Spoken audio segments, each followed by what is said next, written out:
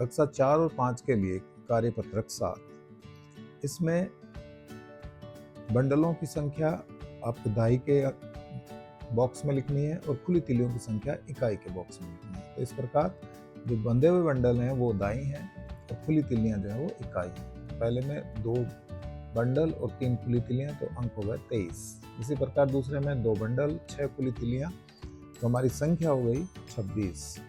अगले प्रश्न में 4 बंडल हैं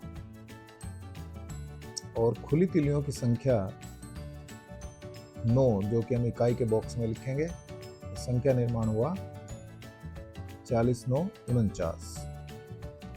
इसी प्रकार अगले प्रश्न में बंडलों की संख्या है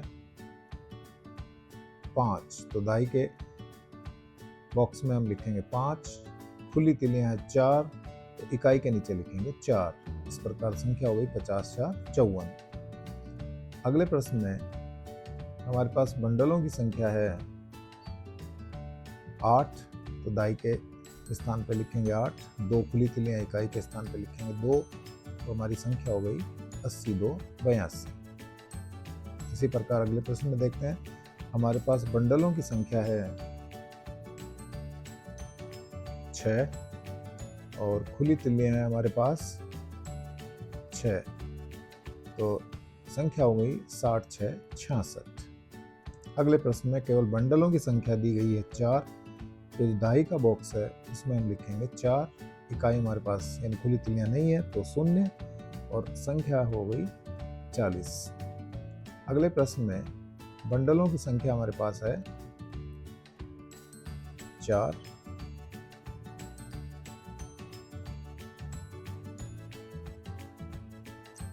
और साथ ही खुली तिल्लियां भी जो हैं वो हैं 10, तो एक बंडल और, क्योंकि 10 का एक जो बंडल होता है वो दाई के बराबर ही है।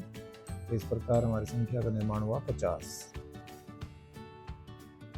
अगला प्रश्न है, उसमें हमें 2 बंडल दिए गए हैं लेकिन साथ में 20 खुली तिल्लियां हैं, जिससे हम 10-10 के 2 बंडल और बना सकते हैं। तो इस प्रकार हमारे पास बंडल होंगे 4, तो दाई का जो बॉक्स है उसमें हम लिखेंगे 4।